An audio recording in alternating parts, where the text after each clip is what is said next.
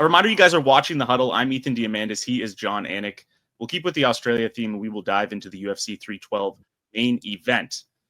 The champ, Dricus Du Plessis, is a minus 200 favorite. Sean Strickland, plus 170 underdog. Now, their first fight in Toronto, UFC 297, very tight.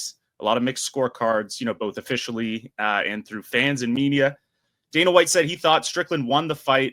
Ended up being kind of a stylistic wash. A lot of good wrestling, good striking exchanges. John, you were right there. What did you learn from that fight?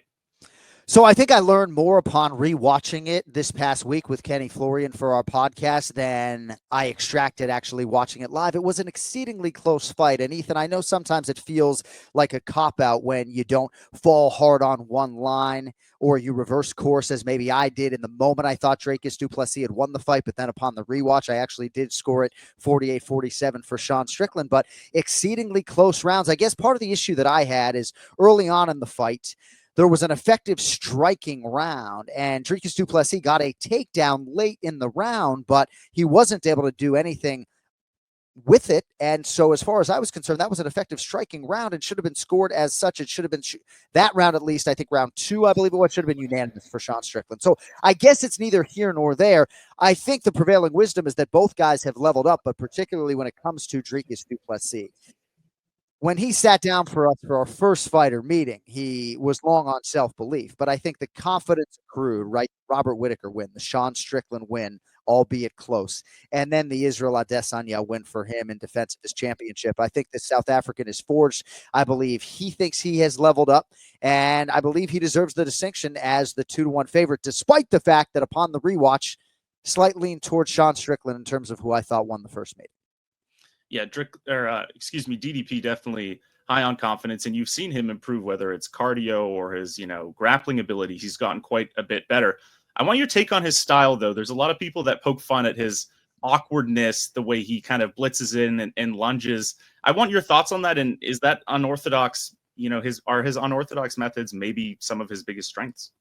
Certainly helps his cause to be awkward and to be a guy that you can't really simulate in training.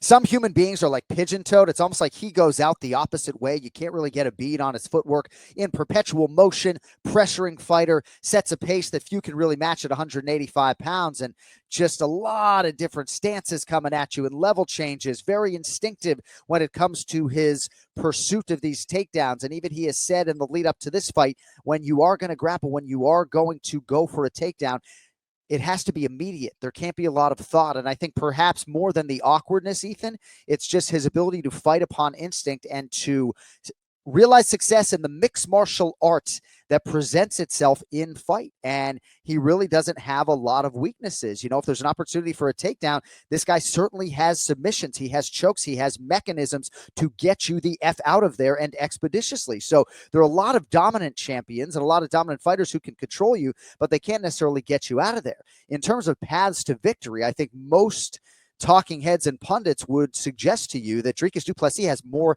methods of victory in this fight. It's not to say Sean Strickland isn't a credentialed Brazilian Jiu-Jitsu black belt, but most of us don't forecast a scenario whereby we wake up on Sunday morning and he's the winner by submission. So DDP has said he expects it to be a striking affair. I think most of the action, not unlike the first fight, will take place on the feet, but I do expect Du Plessis, however awkward, to be opportunistic with his takedowns. And he's not the first awkward fighter. My man Dominic Cruz is a guy with his footwork who people have called awkward, and many would regard him as the greatest bantamweight of all time.